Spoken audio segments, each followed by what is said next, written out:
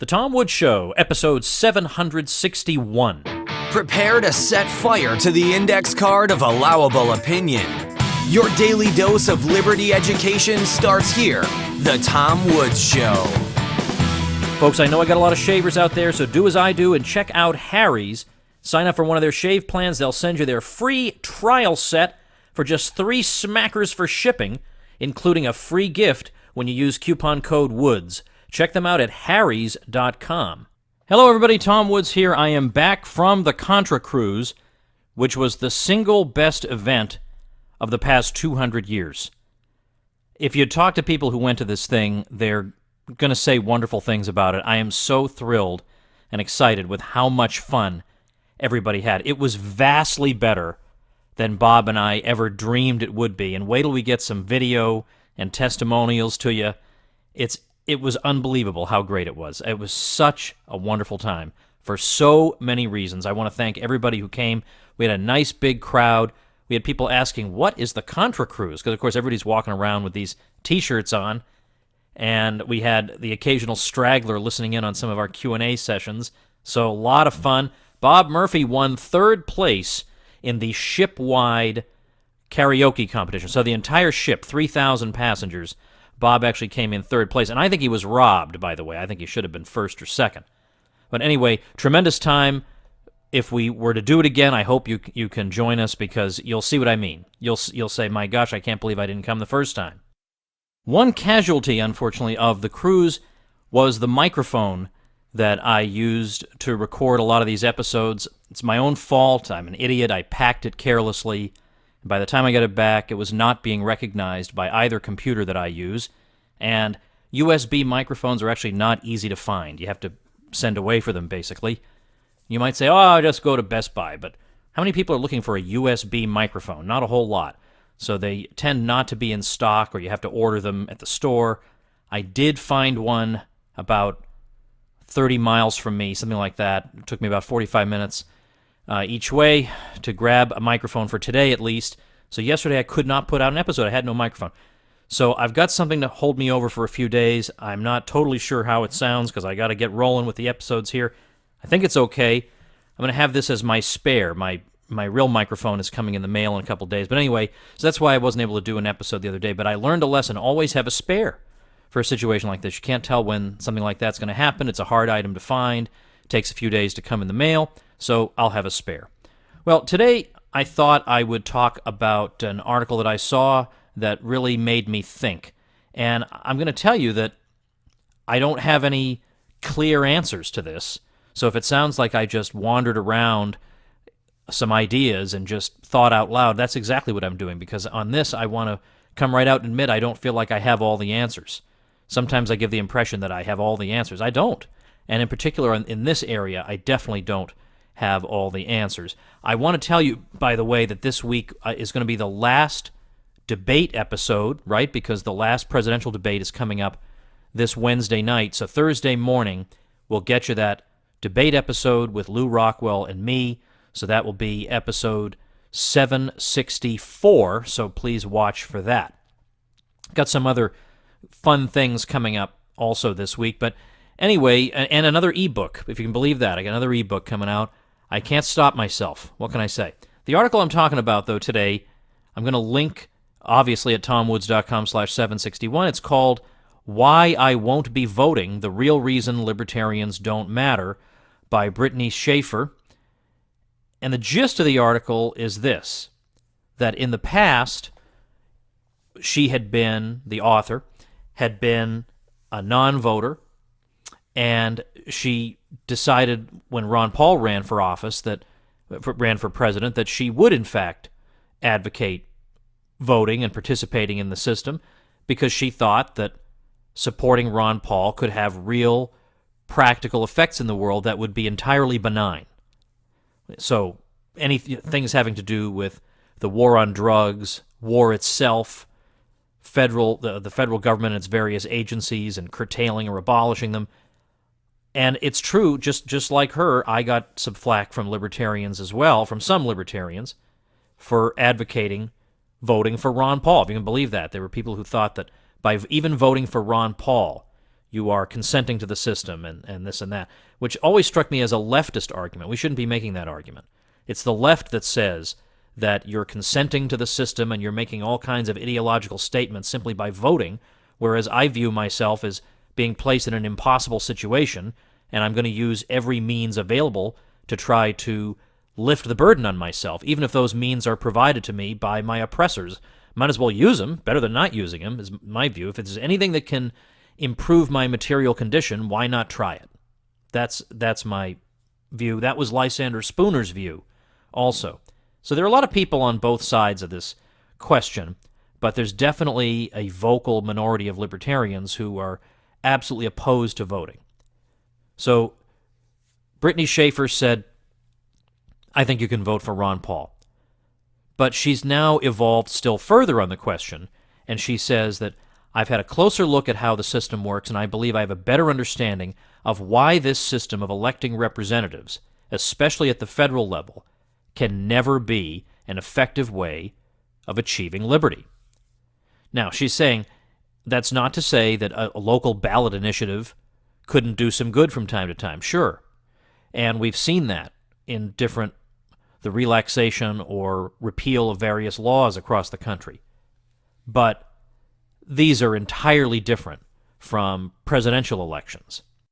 Then she said that someone unnamed high up in a Republican political campaign had said that the reason there isn't more of a libertarian angle in the messages that you hear from Republican candidates is that libertarians don't vote, and that's why they don't matter. Libertarians don't vote, and that's why they don't matter. Well, that's why she wrote the article, was to argue that it may be true that libertarians don't matter, but it's not because they don't vote. And she says, think about what politicians who seek office care about.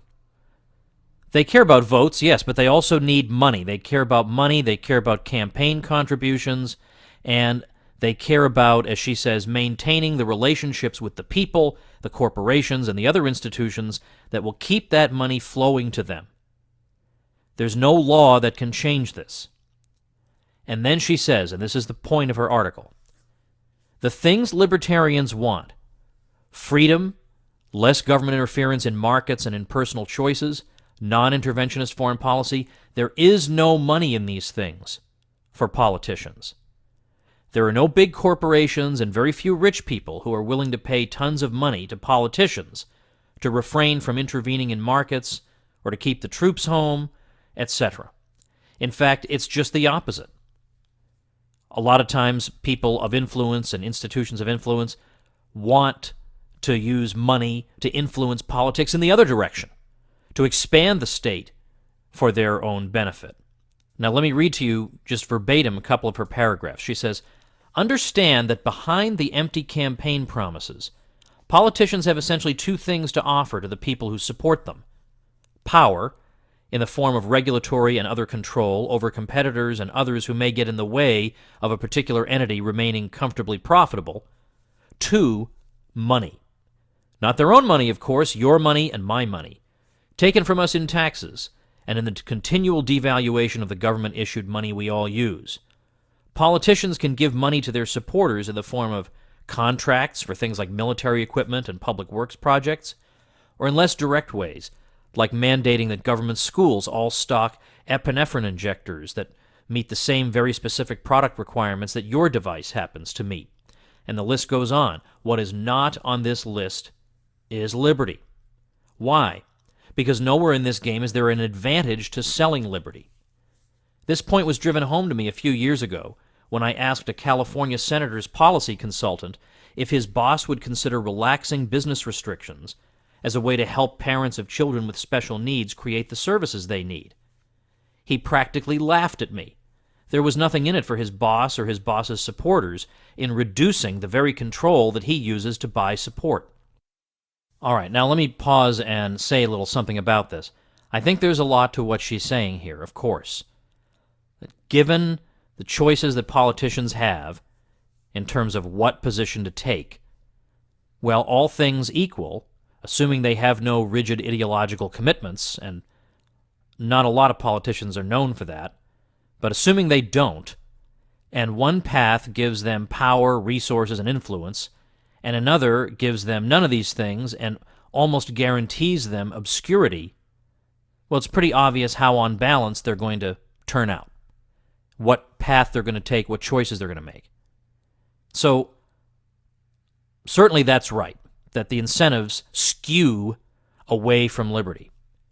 Yet at the same time, although I think that means that not a majority of politicians can be counted on to help us, I don't think that makes it inconceivable that there could at least be a minority of people. Now, I know there's great empirical evidence against this, given that there's been only one Ron Paul in well over 200 years of American politics. So I will grant you that the empirical evidence is quite overwhelming against what I'm suggesting is at least theoretically possible. But think of this. Think of all the libertarians you know who, for no pay whatsoever, nevertheless do things on behalf of the cause. Think about people who work in the Libertarian Party. Whatever you may say about Gary Johnson, it's a very thankless task to get petition signatures and to do all the daily grunge work associated with the Libertarian Party. You certainly don't make money doing it, but you do it because you believe in something. Or think about all the websites and blogs out there that are dedicated just to the spread of our ideas. And there are, some of these are great, like there's, I don't know if it's still there, but the Lysander Spooner website was just keeping alive all the works of Lysander Spooner because the person thought the world needs to know about these things and be able to read them easily. You know, we've got, and of course we have the Mises Institute, for example, which is funded entirely by voluntary donations that makes available almost every classic of liberty anyone would ever want to read or listen to or watch. It's all there, and made available to the public for nothing and supported entirely by donations. So in other words, we have a lot of people, because the ideas we believe in are so attractive, so compelling, who are willing to do an awful lot, even though it's going to cost them, even though they're not going to earn anything, even though it's going to mean marginalization and obscurity. They do it because they believe in it. So I don't see why, if we see this phenomenon across all these different areas of society, why it's inconceivable that we could see it in politics too. Couldn't you have somebody who doesn't care about the accolades of politics? Couldn't you have somebody who just says, I want to do this because I believe in the ideas, the same way a big donor to the Mises Institute does that because he believes in the ideas? Or the same way people do pro bono speaking or pro bono work or give resources away or write and speak and volunteer because they believe in the cause. Why couldn't that also be done in the political realm? At least in principle. That's my point. At least in principle. In practice, maybe it won't work out that way. But in principle, it seems like at least it could. Now, there aren't that many examples. As I say, I can think of Ron Paul. But, like, for example, Ron Paul had this thing where he was, I guess in the late 90s, there was some White House event for all the congressmen. And he showed up with Carol. And all the congressmen, Republican and Democrat alike, were getting their pictures taken with Bill Clinton. And Ron Paul had absolutely no interest in having his picture taken with Bill Clinton, even though he's the president. I mean, he was from the opposing party, but he could legitimately say, hey, he's the president. I'm going to get my picture taken with him. He refused. He just walked around the grounds and looked around with Carol, but he had absolutely no interest in getting that picture taken. That's why you've never seen a picture of Ron Paul with Bill Clinton. Not because he never had the opportunity, but because it didn't interest him. So it's, in a way, it calls to mind the recent news item about, for heaven's sake, Bob Dylan being awarded the Nobel Prize in Literature, and they can't seem to get him on the phone. They can't seem to reach him. He has not even acknowledged this. He was at a concert the other day where the Rolling Stones were also performing, and they congratulated him on the prize before he got on stage, and then he got on stage, didn't even acknowledge it. So they basically, the Nobel Committee has given up trying to reach him. So he's kind of like Ron Paul in that way. He's not interested in that stuff. So anyway, it's at least conceivable. And my concern is that, as I've said on the show before, if we're not in the political arena, then I'm afraid we don't get heard. Because a lot of people get their political ideas not from reading books about political theory, but they get them by reading the news around the time of an election. And if our ideas are not represented at least somewhere in there, then we don't get a hearing. And that's what worries me, that we're so concerned about being so principled. I don't think there is a principled, I personally don't think there's a principled case against voting. And in fact, Brittany in this article is not saying that that's her case. She's making a pragmatic case. She's saying that we don't play this kind of game. swapping favors and money and all that. We don't play that game, so there's no way we can win, so there's no point in playing.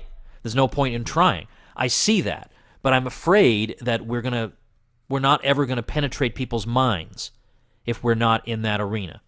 Now, she kind of anticipates my objection. Although, let me first continue to just summarize this concluding part of her argument. She says, in theory, politicians could offer liberty to their supporters. They could offer to cut back regulations, to end military aggression, but who's going to pay them for that? Again, these are things that would benefit everyone, all of society.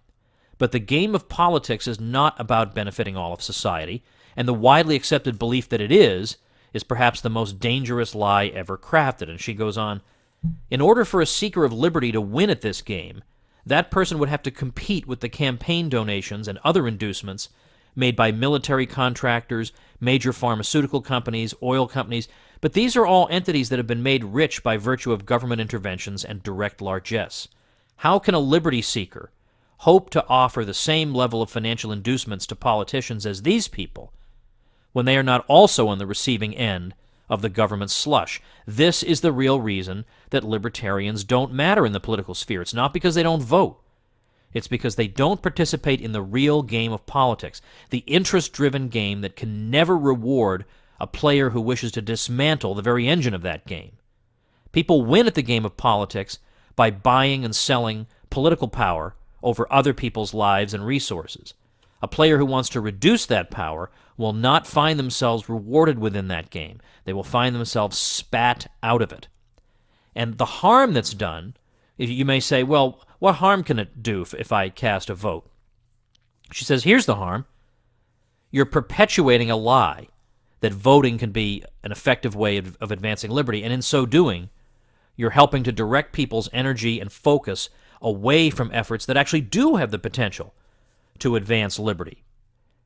So she then points out examples of people who are advancing liberty, and here I'm drawn back into her argument.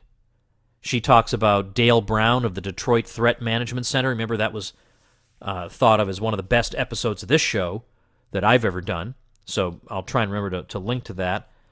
There are a number of other people mentioned. I mean, we can't all be Edward Snowden or Julian Assange, but they're examples of people who are doing something a little bit more important than voting.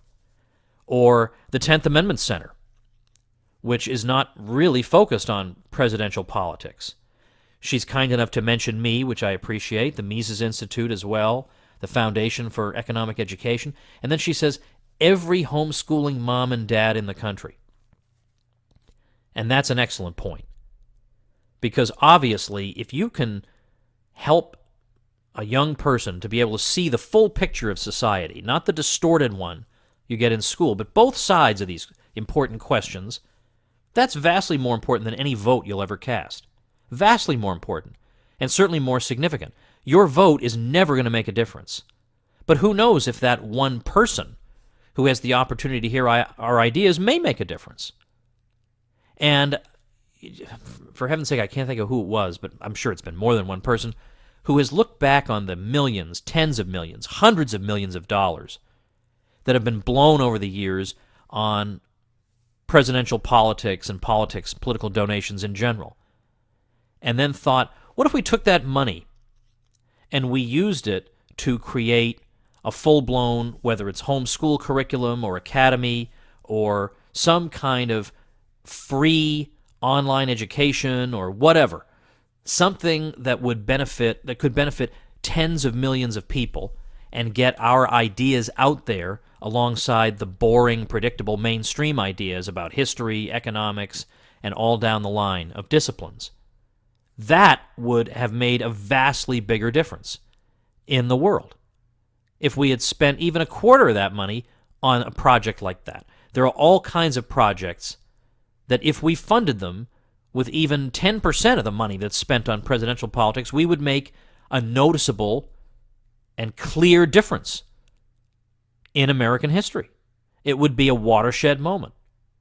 And so, as I think that through, I think to myself, well, maybe she is right after all. Maybe this is a big waste of time.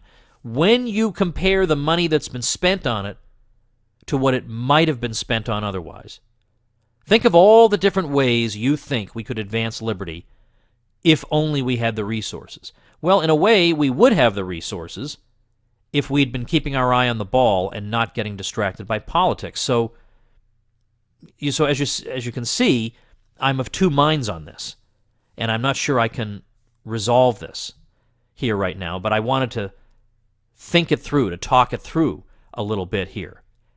So I'm glad she raised these issues in my mind. I'm just going to have to continue thinking about them. You should check out the article at tomwoods.com/761. I want to share another thing with you. This one, totally ridiculous.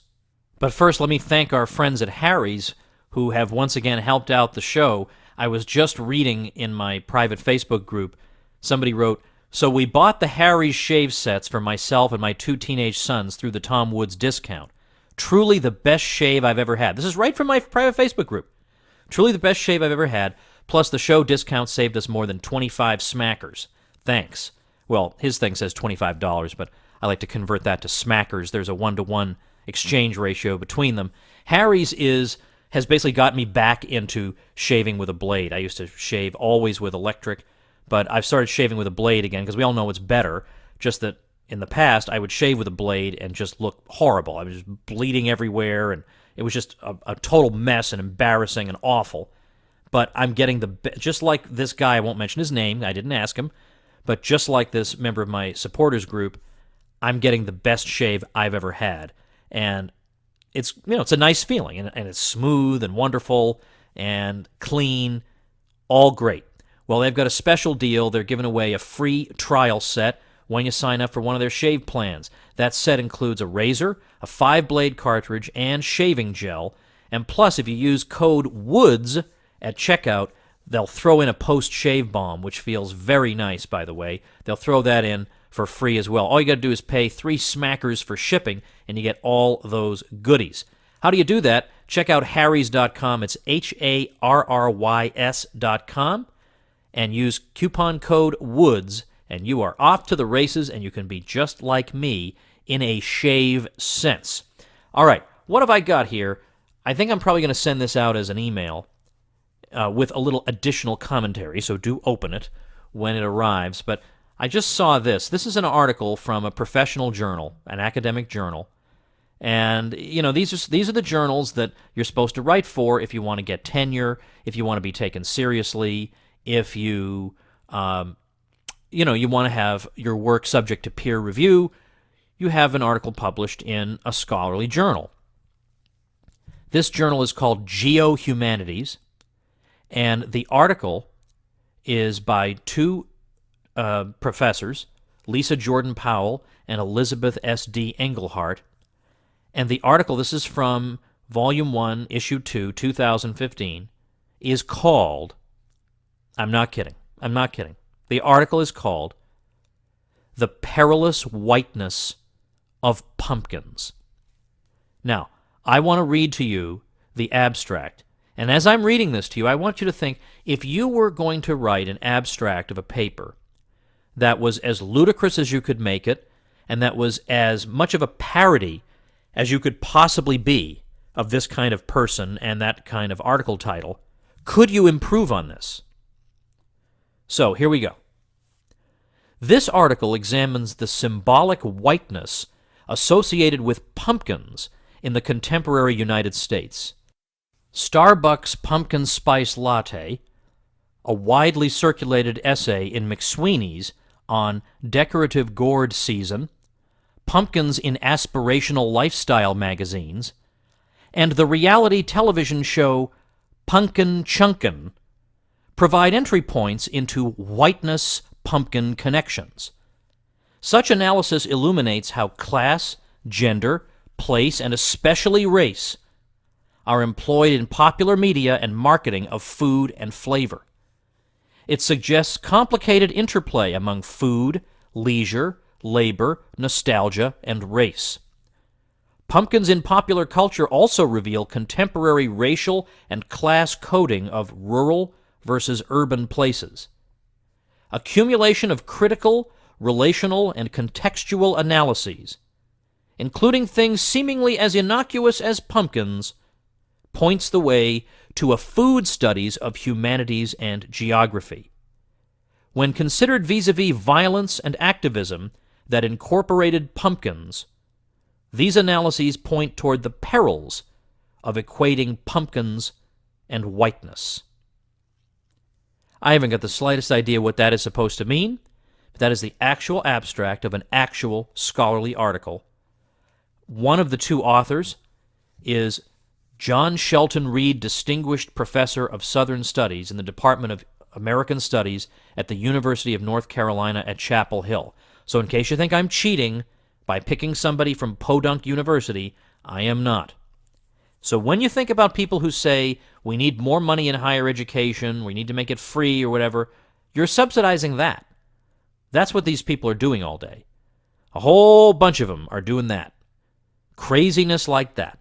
And when you see people out there like that woman, was at the University of Missouri, the one who was trying to keep journalists out of the safe space some months ago, and she was saying, I need some muscle around here to get the journalists out, and they finally, I think her name, what was her name? Click? Professor Click? Something like that. Anyway, when you look at her resume, her CV, all her publications are like this. They're all ridiculous. They're about nothing. They show no learning at all.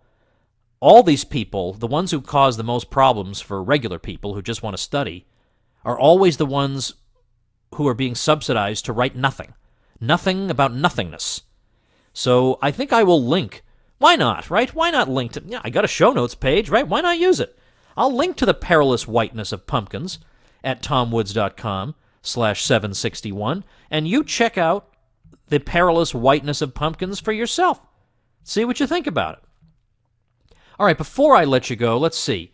Let's talk about a new podcast that is up and running, the Culture and Anarchy podcast. And this is written by somebody who studied and knows an awful lot about literary theory. So you can find it at culture-anarchy.com, and it's the sort of site, it looks to me like a place where you'd get revenge on your crazy professors who taught you literature in college and taught you all this crazy postmodernist nonsense. Well, the creator of this site is getting his revenge, and it is sweet and wonderful. So I strongly recommend. I mean, it really is like the whiteness of pumpkins kind of stuff. And he's got a whole blog where he's going to talk about this kind of craziness that people in literary studies are obsessed with. So the site is culture-anarchy.com, and the podcast is the Culture and Anarchy podcast. So check that baby out. I'm going to link to it as the listener website mentioned at tomwoods.com/761. And remember, start your blog or website through my special link. You get this mention, you get a backlink on my site, which is very useful for your search engine optimization. You get 24 video tutorials plus membership in my private bloggers group where you will get a lot of your questions answered, and we have a good community there. So the place to go for all these goodies is tomwoods.com/publicity. All right, tomorrow it looks like I'll be doing another episode on my own. Then after that, it'll be an episode with Lou Rockwell, and I've got several other goodies coming up. I got an episode with a professional poker player whom I got to know on the Contra Cruise, who's been playing professionally for 25 years at least, and he took me through a very educational stroll through the cruise ship casino, and he knows all about libertarianism and gambling in the state, and just, of course, I can ask him poker questions too, so that's going to be fun. I'm going to try and get that in by the end of the week. So got some goodies plus another bonus episode coming at you this weekend. So we're back up and running. Sorry for the delay. I will never, ever be without a spare microphone again. Thanks for listening. Check out tomwoods.com/761. Become a smarter libertarian in just 30 minutes a day. Visit tomwoods.com to subscribe to the show for free, and we'll see you next time.